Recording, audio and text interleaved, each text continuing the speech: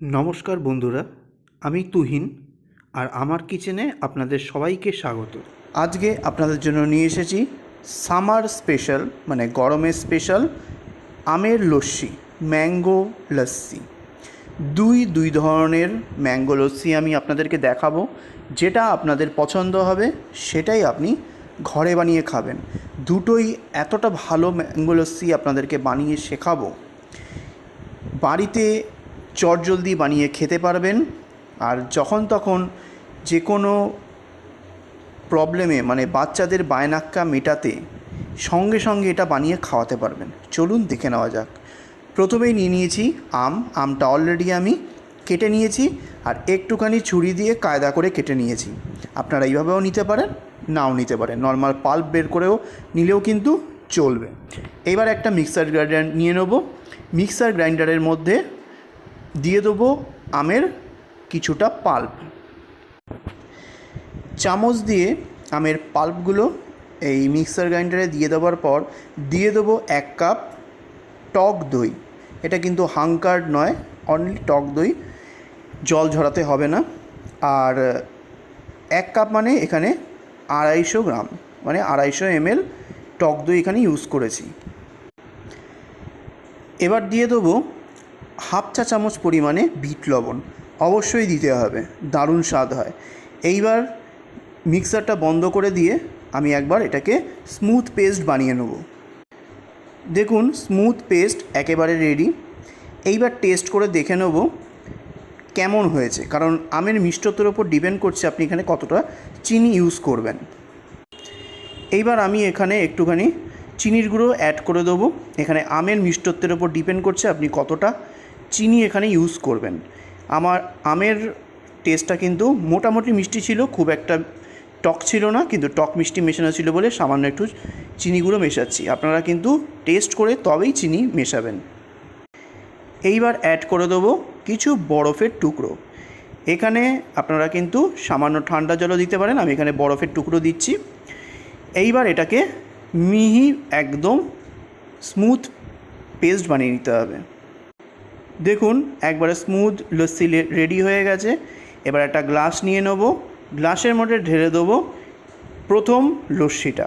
একদম easy, simple, easiest ওয়েতে তৈরি করা লস্যি। এইভাবে কিন্তু যখন তখন বানিয়ে খেতে পারবেন। আমি এখানে একটু ঘন বানিয়েছি, আপনাদের যদি মনে হয় এর মধ্যে একটু জল মেশাতে পারেন আর একটু পাতলা করবেন, অবশ্যই মেশাতে পারেন, কোনো সমস্যা নেই। চলুন এবার সেকেন্ড লস্যিটা দেখিয়ে দিই কীভাবে বানাই। সেকেন্ড লস্যি বানানোর জন্য নিয়ে নেবো আর একটা মিক্সার গ্রাইন্ডার। সেমভাবে আমি এখান থেকে চামচে করে আমের পাল্পগুলো তুলে নিয়ে নেব। এইবার দিয়ে দেবো আটিটা কাচিয়ে যেটুকু আমের পাল্প বেরিয়েছে সেটা দিয়ে দেবো। এখানে আরও মোটামুটি 1/3 কাপ পরিমাণে আমের পাল্প দিলাম। তারপরে দিয়ে দেবো হাফ কাপ পরিমাণে টক দই। এখানে হাফ কাপ মানে 250 গ্রাম। 250 গ্রাম কিন্তু আমি কোনো হাঙ্কার্ড ইউজ করছি না, নর্মাল টক দই ইউজ করছি। এরপর দিয়ে দেবো স্বাদ অনুযায়ী চিনির গুঁড়ো। সম্পূর্ণ নির্ভর করছে আমের টক কতটা আর দইয়ের টক কতটা। এই ব্যালেন্সটা কিন্তু আপনারা বুঝে তবেই কিন্তু চিনিটা দেবেন, প্রথমে এক গাদা দেবেন না। এরপরে দিয়ে দেবো 1 টেবিল চামচ পরিমাণে পেস্তা বাদাম। পেস্তাটাকে আমি 2 ঘন্টা ভিজিয়ে রেখেছিলাম, ভিজিয়ে ওপরে চোকলাটা ছাড়িয়ে এর মধ্যে দিয়ে দিলাম। এরপর দিয়ে দেবো 6 থেকে 8টা আমন্ডটাকে আমি 2 ঘন্টা ভিজিয়ে রেখেছিলাম আর ওপরের চোকলাটা ফেলে দিয়েছি। এইবার দিয়ে দেবো বরফের টুকরো। তারপরে দিয়ে দেবো হাফ চামচ পরিমাণে বিট লবণ। বিট লবণটা দিলে কিন্তু যে কোনো লস্যি খেতে ভালো লাগে, অবশ্যই দেবেন। তারপরে মিক্সার গ্রাইন্ডারটাকে বন্ধ করে এটাকে স্মুথ একদম পেস্ট বানিয়ে নিতে হবে। দেখুন একদম স্মুথ, একদম টেক্সচার চলে এসেছে।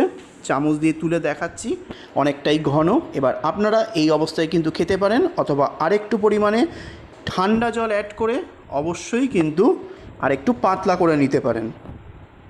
আর অবশ্য করে এই মোমেন্টে কিন্তু আপনারা কিন্তু মিষ্টিটা টেস্ট করে দেখে নেবেন, সঙ্গে বিট লবণ কতটা লাগবে সেটাও দেখে নেবেন। এইবার একটা গ্লাস নিয়ে নেব, লস্যিটা গ্লাসের মধ্যে ঢেলে দেবো। রেডি হয়ে গেল সেকেন্ড বাদাম লস্যি, ম্যাঙ্গো বাদাম লস্যি। অবশ্যই খেয়ে দেখবেন, দুটো পদ্ধতিতেই দারুণ লাগে খেতে। ওপর থেকে ছড়িয়ে দেবো কিছু পেস্তা কুচো আর কিছু আমন্ড কুচো। বাদাম তো শরীরের জন্য খুবই ভালো, ক্যালসিয়ামের জন্য খুব ভালো এবং ইমিউন বুস্টিংয়েরও কাজ করে।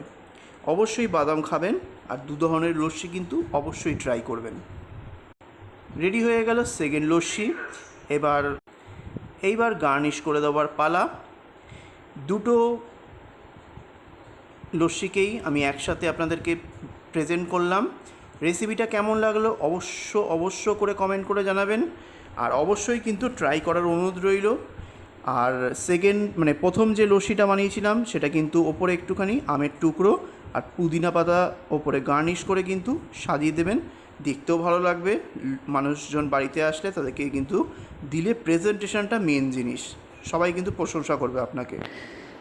ভালো লাগলে অবশ্যই সাবস্ক্রাইব করবেন, আর বেল আইকন ক্লিক করে অল বাটনটা ক্লিক করতে ভুলবেন না যেন। নমস্কার।